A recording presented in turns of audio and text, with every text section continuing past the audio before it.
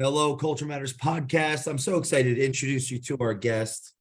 But before I do that, here's a quote that I picked just for this episode. The way to make money is to buy when blood is running in the streets.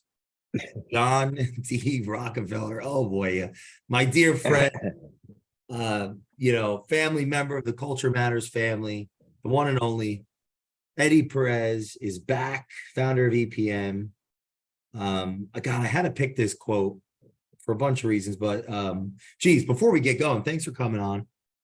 Oh, my pleasure, of course. And it's an What makes honor. you laugh when you hear this? I feel kind of bad reading it almost in a sense, but like, what are your thoughts on that? I mean, I don't know if you really want to celebrate blood in the street, just for your fellow man. However, you have to understand that yes, there is pain at times, and that struggle is needed in life to propel you. I'm just not sure if I would put it that boldly. I'll say I'm not going to criticize or judge John D. Rockefeller because he was a fabulous businessman and taught a lot of skills to a lot of people. So not going to. However, I will say the statement is accurate. And what I mean by that is yes, when there's blood in the water, which means a lot of times, yes, the macro may have been affected, something that happened in the market, the industry, the world. However, it goes down to your own micro and what you did to push through, because every leader has gone through that. And I'm not just talking about business. It could be sports, it could be politics, it could be civic. You have to push through those dark moments, is what I would say. I was looking for, something that would kind of, pop out or resonate for a conversation around, what we can learn in business from sports. And as soon as I read that, the way to make money is to buy when there's blood in the streets, this idea of competition came about. Like, what did you learn from playing, at a higher level when it comes to competing? So sports is not a great example. Sports is the ultimate equalizer. And what I mean by that is, we live in a world today where at times meritocracy is violated, which does cause cultural challenges within organizations. Not in sports. If you're not delivering results, they don't really care. And sports has also helped us translate through some of those meritocracy violations. And you've seen a lot of, social challenges that have been addressed through sports. For example, Jackie Robinson breaking the color barrier of baseball. You've seen how that has allowed humans to come together when politically they may not have been aligned, but sports allows that because you feel a part of something because you're rooting for a certain team. But also, what I learned from sports and playing at a high level is real athletes, real sports people truly view the competition as very healthy because they need that motivation, that discipline, that extra juice just to go to the next level. They need that constant, what I would say is I don't even know if you want to call it fear, but we'll just say that healthy fear. I would say it's almost more of realism. And I think at times that's not discussed or think about because, some of the things they teach you in sports, nobody cares. Work harder. Somebody is going to work harder than you. Some people, when you're out partying, will be going the extra mile. Even if they're not better than you today, they're getting a little bit better, a little bit less, a little bit better. So when you could be getting 1% better, but you're not, and they are, at time, it's like anything else. Somebody who's walking versus even somebody who's light jogging, eventually, even if that person is way behind, will catch up and pass you. How important is that awareness and what you've done with it been in your career, you think, to choose not Which to part go? of it? Like, I'm thinking of, various scenarios, even we've been in where, maybe the choice was just to do some more work as opposed to doing something else. Seems like a Yeah, that natural goes thought for you. that goes down to just I was very fortunate to be taught discipline at a young age. Um, and not by being disciplined either. It's not like it was something that was forced upon. I had a lot of role models in my life that were very extremely disciplined. And that's really what it goes down to. It goes down to a natural desire to live who you are. And that requires immense discipline, because you'll hear this, and I don't think people are purposely trying to sabotage you. You hear this. Like, I'm finishing up my vacation that I'm on. And, I What gave up you're finishing alcohol. up? What? It blipped for a Oh, second. sorry. My vacation with my family that I've been on to Hawaii. And people said, hey, it's vacation. I know you gave up bread, alcohol, all these sacrifices this year. It doesn't count on vacation. Well, yeah, it does.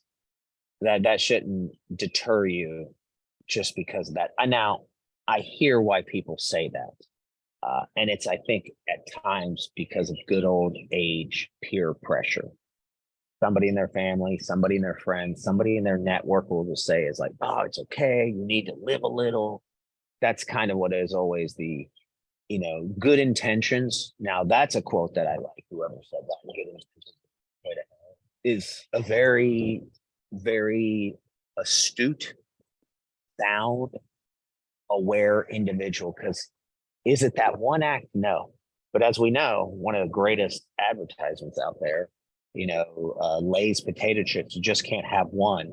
It never stops at one. It's like, Wow. I could do it a little bit here. And I learned that only because, not sure to what a lot of people know about me today, I was once a heavy smoker. And it took 3 times for me quitting to eventually be where I am today. But both times I started back up, it was that, I can have one here and there. No, you can't. There's certain things that if you dedicate yourself, if you discipline yourself, you just got to stick through it. You cannot. And then that goes into what you were asking is, if you follow that level of improvements is also intoxicating in a very positive way. If you know that you can do something about something, that self-responsibility, there's a lot of freedom in that. There really is. There's a lot of freedom and discipline. So when people view it as, a negative, like, oh, you're depriving yourself, you're going to look back on one of these days and regret that, on your deathbed. I'm not. On my deathbed, I would have been far more upset with myself and the commitments I didn't keep. You think there's a level of pride that comes with, saying to yourself, I'm not going to do something, and then just sticking with it? Pride is a very dangerous word. I think if you work to make yourself proud every day, there's a big difference between, they're close. It's a fine line, but pride is for the outside world. Proud is for yourself. I think if you work on making yourself proud every day, and even asking yourself that question, will I be proud of myself with these actions? Will I be proud of myself with these behaviors? I think, yes, a sense of being proud of yourself will, because at the end of the day, why are you proud of yourself? It's everybody goes for the byproduct, but it's at its root, it's courage. Without courage, freedom doesn't exist. Without freedom, two components of it. You need liberty and self-responsibility. That's what everybody talks about, the liberty part. They don't talk about the self-responsibility part. And then you get this thing called happiness. You know, go look at everybody who is quote unquote happy. You know, happiness is not a state of mind. Happiness is an outcome from the results of what you poured into yourself, that you were able to show the way to the world in whatever that is that you choose that to be. So pride, no. Proud, yes. I think you could be proud of yourself, and I think that's completely very healthy. Now, if you walk around and boast about it, then yes, that's where it can go very. Why do you think? It's they say power is the greatest corrupting force, but is it really power? Because power doesn't mean force. So in other words, power actually means influence, people of power. It's really people of influence. Why is that? You start going down the corruption road with yourself. You quit getting 1% better. You quit doing this. You think you can rest on your laurels. You think that nobody else is working harder than you. You start to think, maybe I'm a little bit better than people. Not that you believe that not that you don't believe. And I think you start compromising with yourself. What I think is the core of humanity, that all men and women are created equal. I just believe that some make better decisions than others and stay consistent with their decisions and their beliefs. Do you think part of that decision what you said earlier, like if I say I'm disciplining myself to do something, you said the potato thing, then it's like a part of who I am is on the line with that commitment. So the one thing that came to my mind would be, to break it, I'd have to deceive myself to do it. I'd have to rationalize or make an excuse, and do you think that slowly breaks someone down? Yeah, I think that eats at your soul. I think you nailed it very well. I think you start to almost feel like you sold your soul. Yeah, I think you articulated that very well. Yep. What are some struggles with transitioning from athlete to business person in your view? If any? Well, no, there's a huge struggle, but that's where the gift lies. The biggest struggle is usually if you played at a high level, everybody around you is at a high level too. So adjusting to those that are not at the same level of commitment is hard. And here's the other one. You're so used to a certain level of adversity that some people's gripes in life, like if Starbucks is running too fast, can unfortunately start to eat at your own soul. And I'm not going to tell you it'll turn you cynic, but it will probably wane on your patience, and at times could get you to assume a little bit on somebody else instead of leaning in and trying to find out who more about that person is, even if it is what you thought it was, because at least then you give yourself that testimony. And you have to have a lot of grace. You see, sports also teaches you about grace, because regardless of how great you are, you miss shots, you strike out, you throw interceptions, you don't win track meets, you don't win swimming events. There is a lot of humility.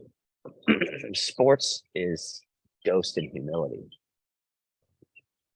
And, I heard a quote, it was from a movie that said, why do we all like athletes? And one gentleman said, well, if some athletes date supermodels, he goes, no, that's why you like them. We like athletes because they follow their dreams. We all had those dreams. What dreams did you give up on? What did you? And then the argument is, well, I'm not 7 feet tall. I can't dunk a basketball. And then in that movie, he says, yeah, but I see here you can cook. I see that you had a degree in culinary art. So what job, what income, what salary did somebody have to bribe you basically for you to give up on your dream? And I think that's really what transcends athletes. That does cause them a challenge to adjust, because even if they didn't make it to the ultimate level, they did take in a right diet, they did work out, they did train, they did work through camaraderie with teammates, they did have to have different teams, they did suffer some setbacks. That level of adversity is usually not met, as I've seen, by most people in the world. And that adversity is just a gift because of the resilience. I mean, it's just a level of resilience you gain that is like a muscle. It's really hard to penetrate because you're so used to. It's why I think it's like, I even use this, you're talking about sports and adjusting it. When you meet somebody that was very high level in sports, you can then kind of have that bond, and then you kind of understand where some of that mindset of theirs comes from. Because it takes a lot of facing your fears to be good at sports, because you're horrible at every sport you ever start at. That's why people a lot of times don't start. And I'm not talking about sports, I'm talking about writing, reading. You're usually not good. And if you are better than not good, you're still not great or extremely good where you can propel at something. So it takes that discipline and that setback. And those people that have done that, that's why at times they have a hard adjustment on the people that have nailed it in most of their life. But the good athletes also learn that on your team, not everybody's going to be the quarterback. Not everybody's going to be the three hitter in baseball. Not everybody's going to be the main star in the team. So you need people that show up, that are consistent, that are solid, but may not be at your level. And that's completely okay, because it takes an army or a village to go to that next place. How do you get the best out of them in that setting? How do you get the best out of anybody? Get to know them, find out who they are, find out what, motivates them. And by that is what disciplines them. Motivation, I think, is just somebody who has a huge desire for something and stays disciplined and consistent. So what keeps somebody disciplined and consistent? And that is where you can find it. And maybe it's even, you hear a lot of these adages out there, like, I want to be the best, father. I want to be the best mother. I want to be the best parent. And maybe that's how you get it. Like, hey, what would make you a great parent? Oh, I got to be with them. Okay, no, I get that. But be with them in what sense? If you're not contributing more and you're not growing, then the chances of you to take those once in a lifetime, vacations, and I know that I guess is sensitive to me right now because I'm on it. That wouldn't happen if I didn't sacrifice some time, some effort, some strikeouts. And then it's like, so what do you remember? And I can go back at this with my parents, my mom at a much older stage now, and my father having passed almost 16 years. It wasn't just the memories of sitting in the house. Yeah, I know some of it was playing in the backyard, but it was a lot of those family trips, the car rides. I even had a moment where I guess ABBA, that was big when I was a kid, and my parents would play it in the car. I guess there's a remake to one of the songs, and I heard it, and my girls were singing it, but at a different tune. And I'm like, oh my God, this is my childhood. It just brought back so many fond memories. Well, what happens if my parents are married? Those people that want more money, they're greedy. No, man, I want more memory.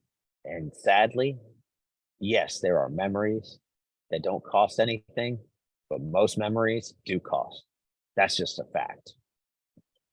And that is not about the materialism of where you go or what you do, because ours was riding in the car from Atlanta down to Panama City, Florida. So it wasn't extravagant, but it was so many consistent memories and so many consistent moments and so many consistent conversations that's really where the bonding lies. Do you think there's a meaning in that, in the sense that, I would think your father had a level of discipline to leave his country to get here, to then for those memories to be created? My mother, my uncles, yeah, they all did. Mm-hmm. I guess it's like, what would have happened if they just packed it in? Mailed it in. I wouldn't exist. Yeah. I wouldn't exist. And credit to my father, he reminded me of that a lot. And ironically, once again, some people could have taken that as manipulation or force, when that was actually power, which is true influence in its real, natural, pure way. My dad was letting me know, hey, dude, and this is where I've heard the stats, 9, 10 trillion, whatever the number is, for you to even exist in this world is a miracle in itself. And I really do believe that. That was just a healthy reminder that you got one shot at this life. Why Eminem's song Lose Yourself resonates with so many people, because they can relate. You got one shot, one opportunity, or you're going to let it go away. Because people have not. They've actually bet on themselves, gone that extra way.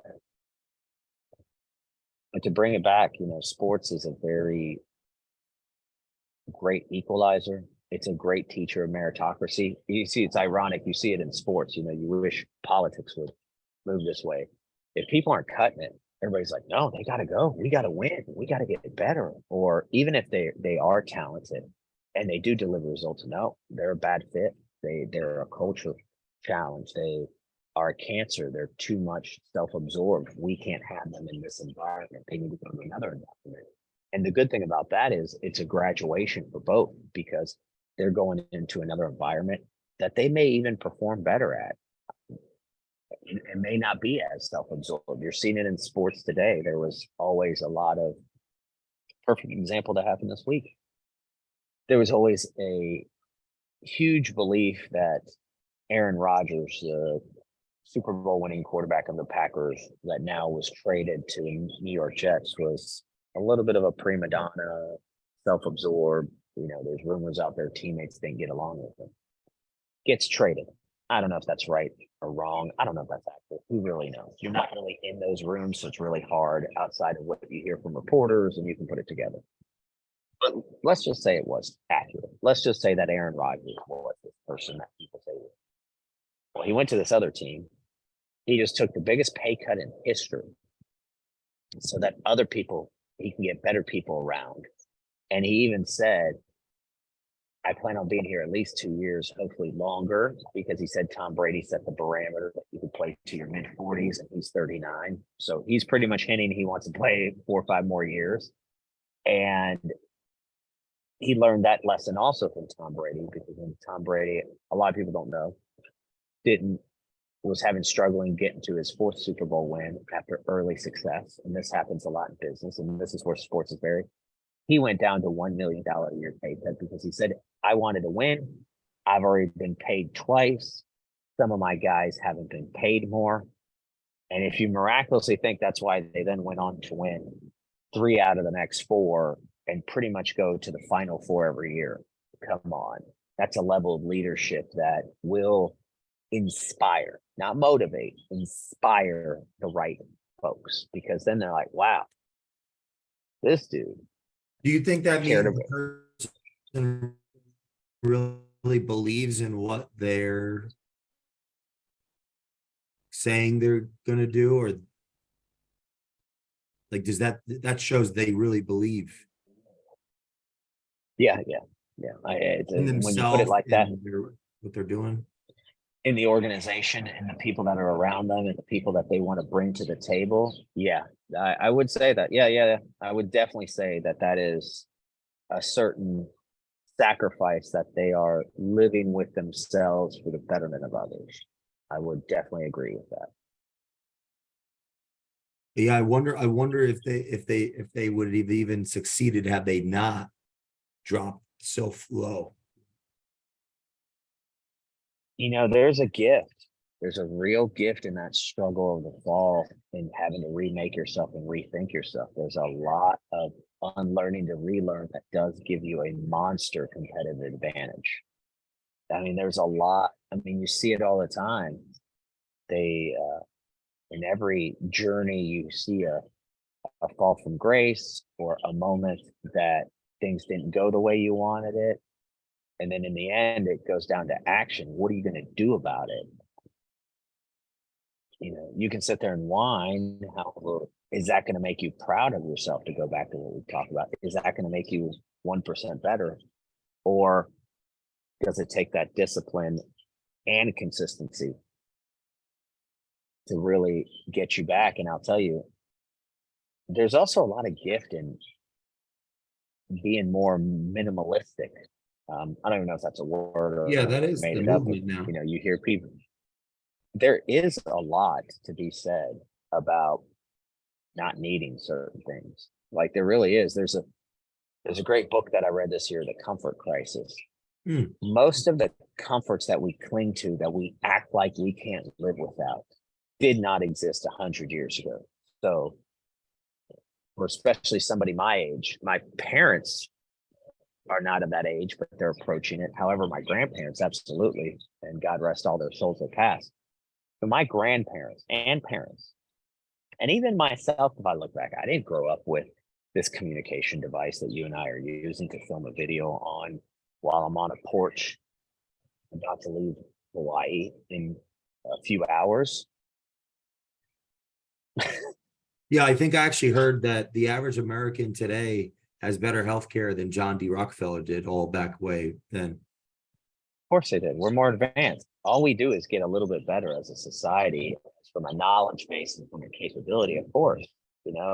Think of just, if you want to say, oh, that's not true, just get very unemotional. What was the life expectancy there? What is the life expectancy today? And here's the other ironic part about that, about life expectancy. Those that have done well for themselves in life, why do they live long? Oh, it's because they have better health care. If you trace it all back, they always took care of their health better. They always focused on themselves. So that's your mental health. You did not see them be of excessive weight. Not saying that they didn't have bouts at times that maybe they gained some weight. However, they would always go back to being very healthy, because I think that is a peak mode in life, physically, mentally, and emotionally healthy, because it goes down to, if you feel good, the rest will set you forward. Going back on that minimalist thing for a second, this quote, it's a the way to make money is to buy when blood is running in the streets. I think if you take that literally, well, not literally like blood, but literally in the sense that if you're buying something that you think is more valuable, you're buying low. So if it's worth $1, you're buying it for 30 cents.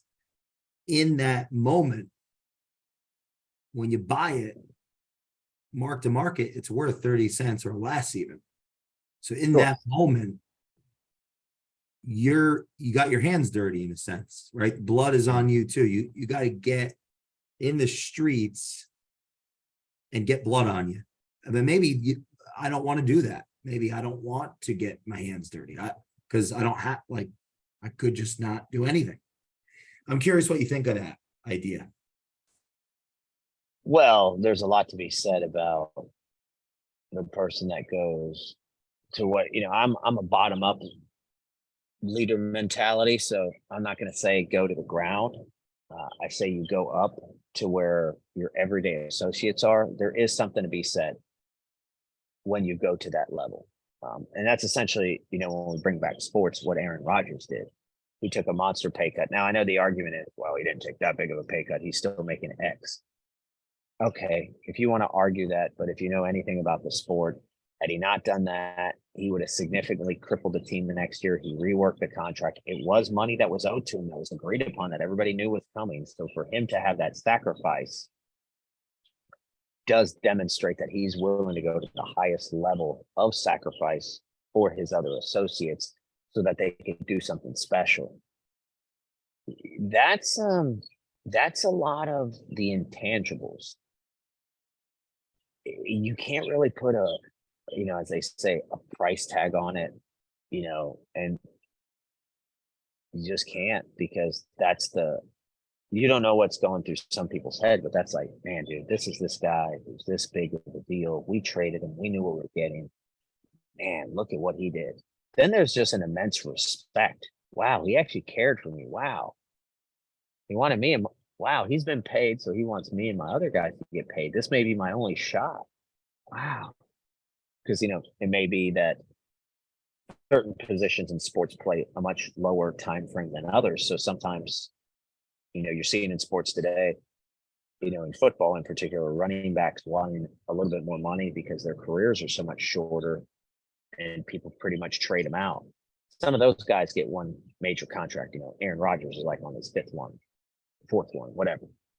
Who cares? He doesn't care, obviously, which is good. But yeah, I think getting in the trenches, which is essentially what that says, is you will have to go to that level. You will have to get on the ground floor level. Does mean that you do believe in it, you do believe in others, and you believe in yourself that you can make something of it.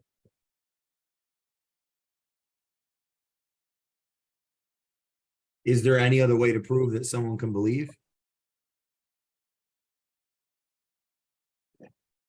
It's really tough to get somebody to believe without showing them. And I'm not talking about leading by example. I'm also bringing them along, bringing them on the ride, bringing them to the table. Whew. I mean, I'm sure there's some hypothetical situation XYZ lined up. However, I'm not sure, because in the end, it shows somebody takes a lot of courage. It goes back to the root cause of life. It's really tough to get people to believe if you don't have courage. And that doesn't mean you're not, scared.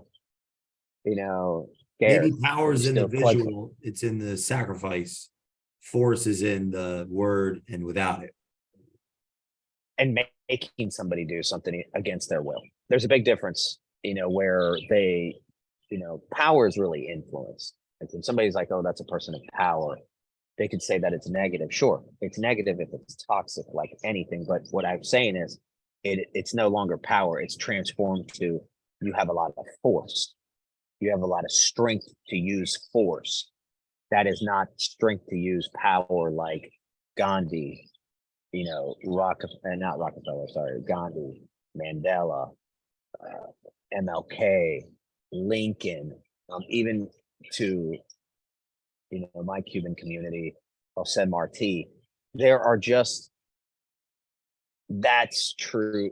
Getting people to do something without forcing them, that's real power. And that's what power, unfortunately, gets weaponized when it should be, oh, that person, because it's the same thing. Oh, that person's a bully, or that person does that. Okay, so they're forceful. Big difference. One is grace, and the other is more of the way of, the fist, the demands, the intimidation. In closing, Eddie, what do you want the audience to take away from this? I would tell you that why, as humans, we understand why we like athletes, why we respect them, why we want to be like them at times, and understand it may have taken them 20 years to be an overnight success. A lot of people forget that. And they'll be the first one to tell you that the struggle is real, and it's real important too. Without the Detroit Bad Boys, Michael Jordan getting beaten up, he doesn't go to that next level and find some growth. What happens if he doesn't ever get beat up by them and then just beats them without it? Will he ever become who he became? Will he even be able, for his own sake, be able to overcome this huge loss of his father's murder, step away and then come back because of the love that he had and what it did and how it brought people together? Would he have that strength? I don't know. But what I can tell you is he handled it very well because I think he grew through that strength. So I think you have to understand the struggle is real. It's good. It's positive. It's what you're doing. It. Adversity is a positive thing. It builds your resilience muscles. And your resilience muscles are necessary because it's what will take you through the dark time, not the light times. That's easy. Yeah, I'd like to add that we started this show, Hawaii time, 5 a.m.